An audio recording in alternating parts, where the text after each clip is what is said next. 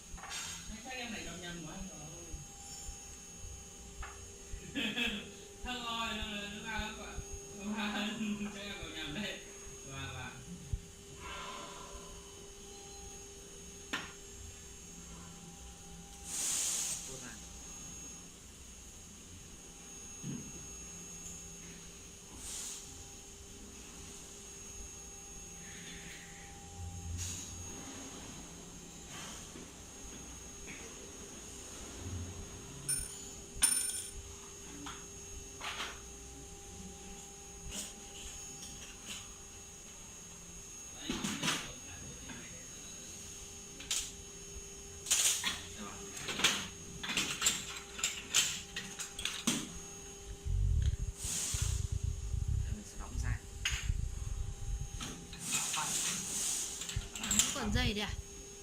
Bóng bí ra, mình đứng thay cả bóng. Bảo khả năng đứng dậy về luôn.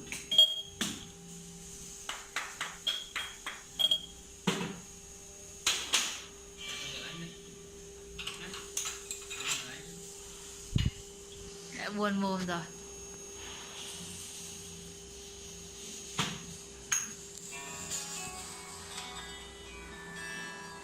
Vâng nha.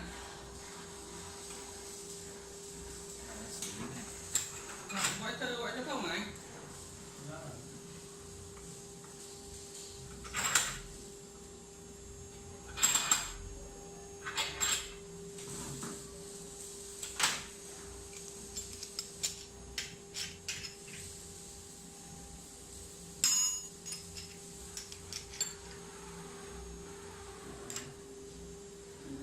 Không. Nào, combi lên.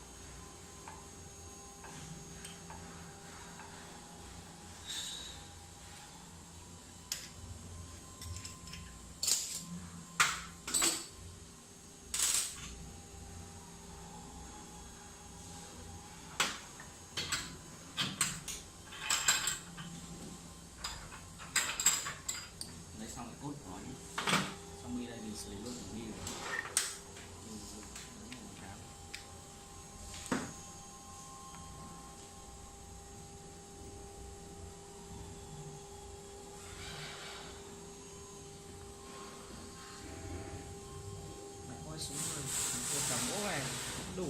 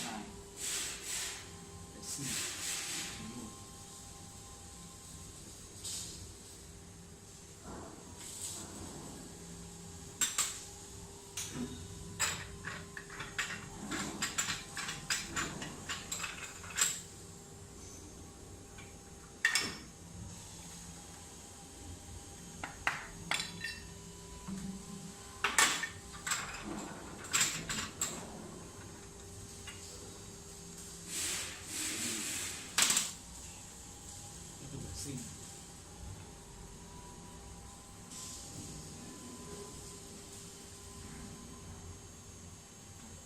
Sau đó lại vị trí cũ.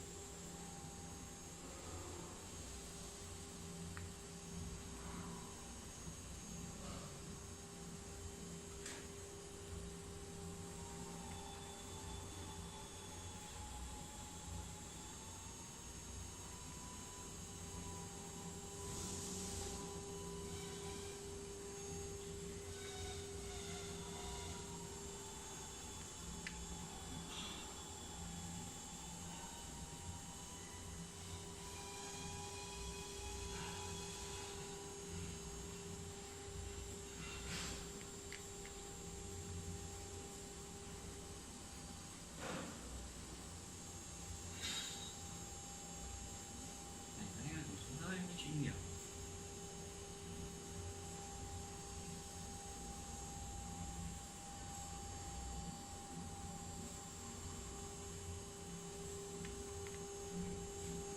Tí cứ biết là thao tác bằng tay nhé. Này xuống hơi xong này Nâng tan à? xong bắt đầu chúng ta sinh cái đầu cốt.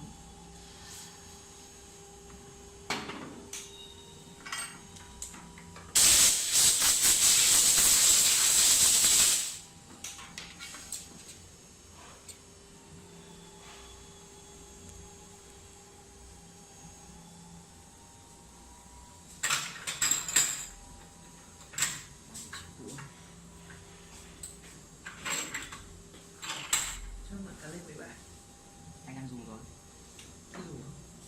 Đây trên cái đấy 14 trên 13 cái sao? đây thấy Đầu hay đi mới, quay hẳn đi mới,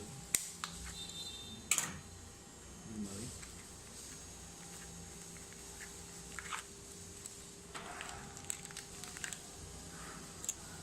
Cũng rất là mới.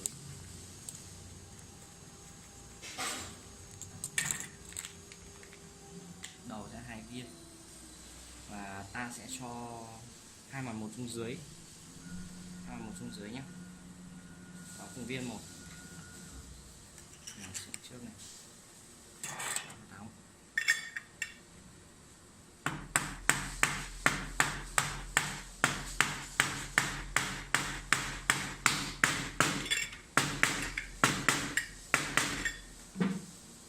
Thứ hai mặt 1 xuống dưới.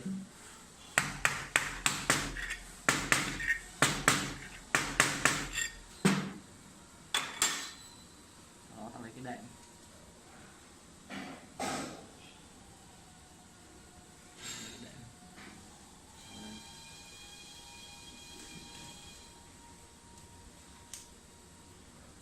Tan. Anh phải dùng keo, nhưng mà keo sau này rất tháo ra rất là khó. Cuốn.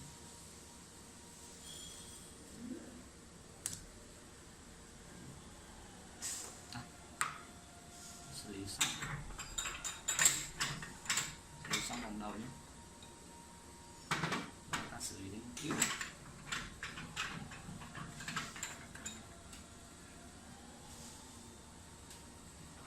xử lý đến lau vệ sinh sẽ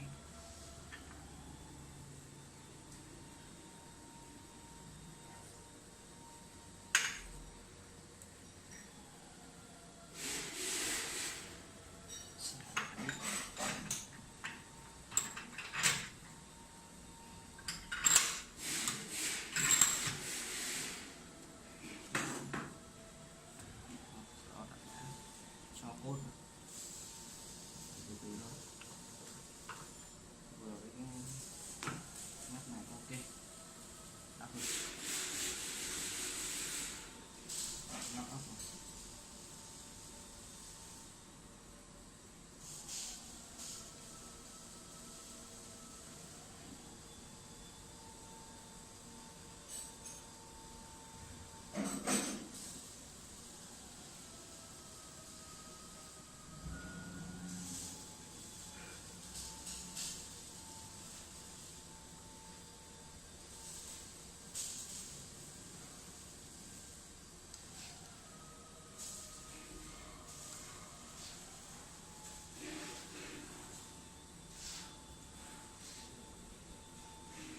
Siết chặt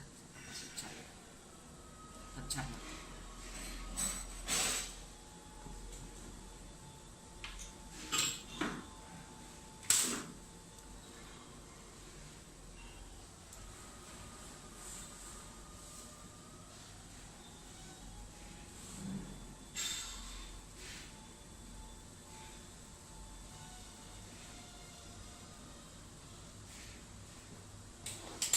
Sau đó ta sẽ đầu đến lắp.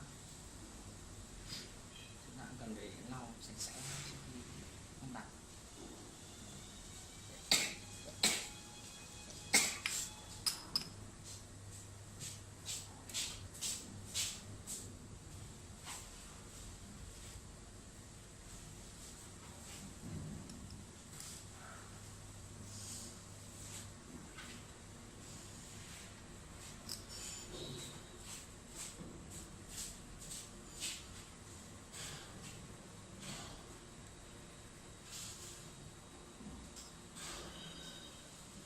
Ta vẫn phải siết chặt cái này.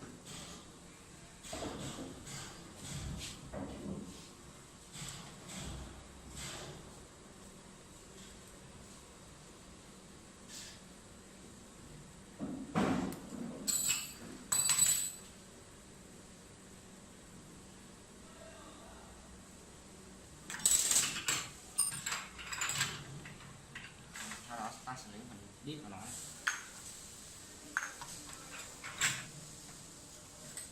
Đút thiệt chắc căng. Chúng ta sẽ lấy như thế này,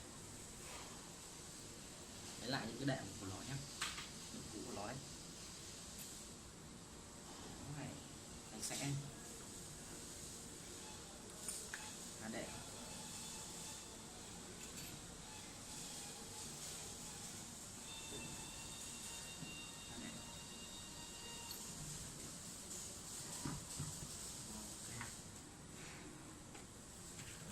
hai cái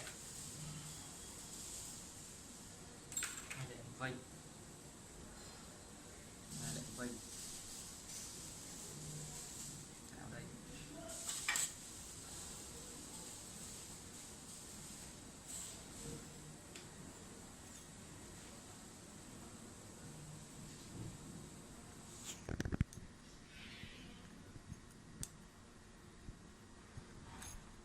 chưa vừa ấy.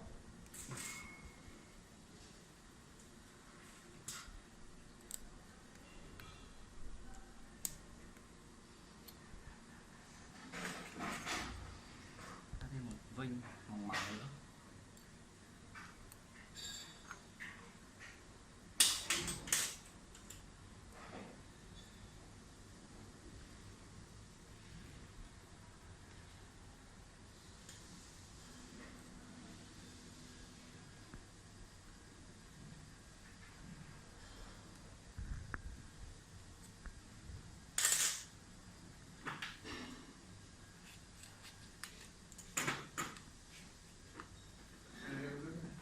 Đấy. Đang dùng. Xong cầm vào em mượn luôn nhá.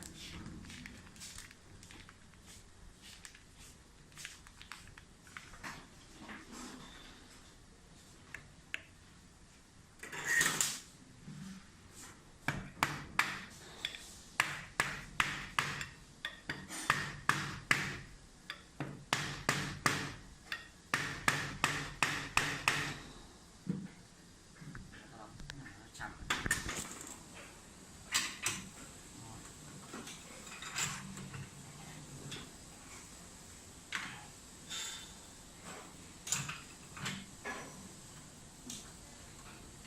Và cuối cùng là mình bắt đầu thôi.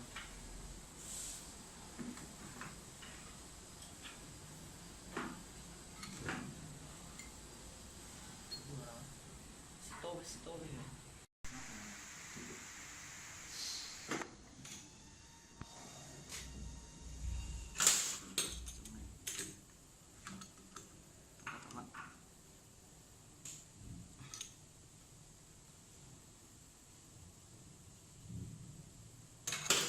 Cuối cùng ta sẽ lốt cái này vào trước khi bạn mình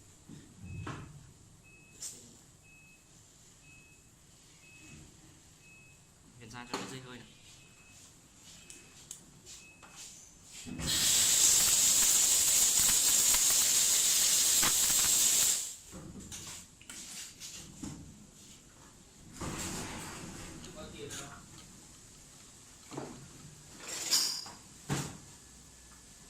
Đấy mượn tài giả đéo rồi mượn thế bảo vệ tài sản cho cá nhân và cho tổ chức ấy.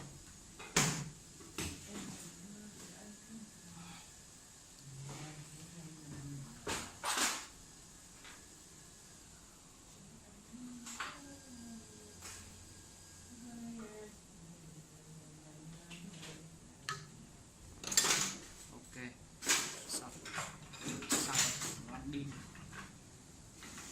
lên nhé.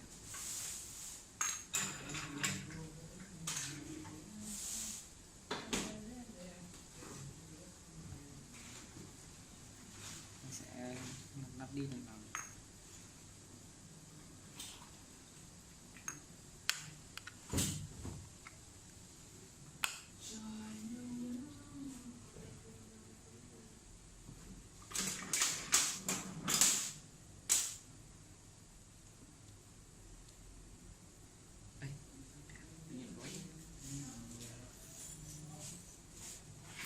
Cảnh in em cái ấy đi, tôi xin nghỉ việc đây. Không tí này em lại ngồi viết đi. Thế gửi qua đây in sao? Không, anh gửi cho Huyền Cảnh, gửi cho Huyền nó in, nó cầm cái làm viết.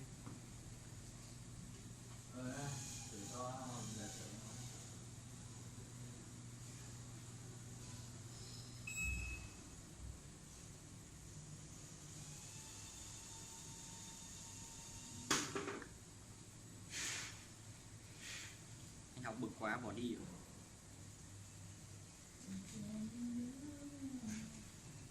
Anh Cảnh ạ, anh học bực quá bỏ đi.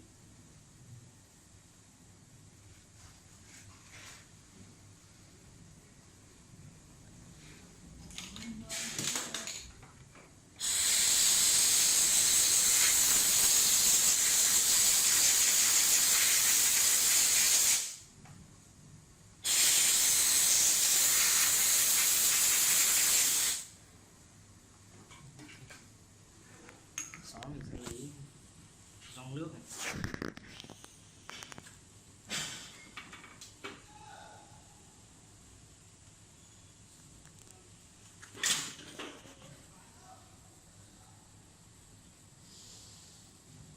Để trong nước.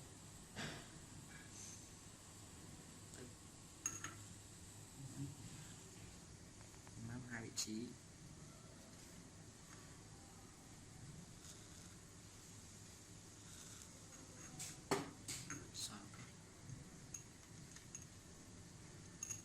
Rồi chúng ta tiến hành lắp vào thôi.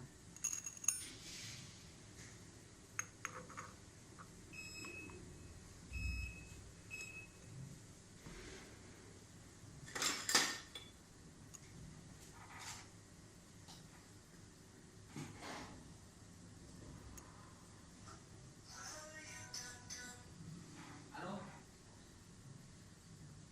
Vâng. Vâng.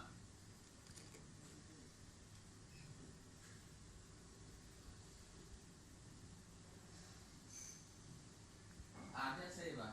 Đúng rồi.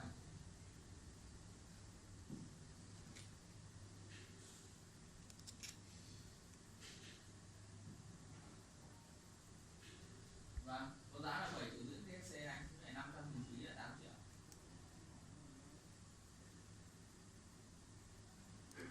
Nhưng mà bên anh phải thanh toán trước cho bên em, tại vì cái lần trước bảo bên em không sửa thì vẫn chưa thấy có thanh toán sao bên em.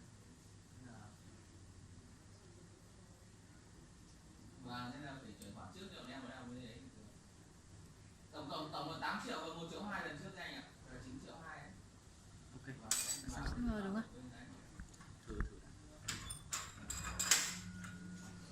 Thử đã. Nước này.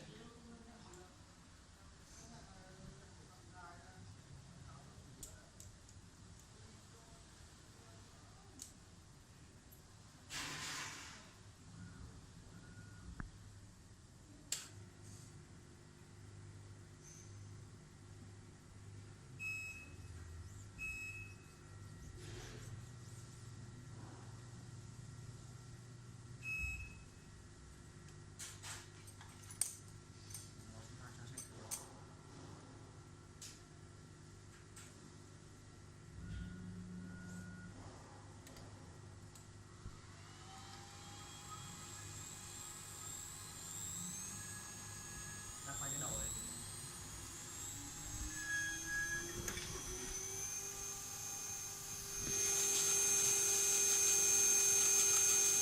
Đầu vào đây.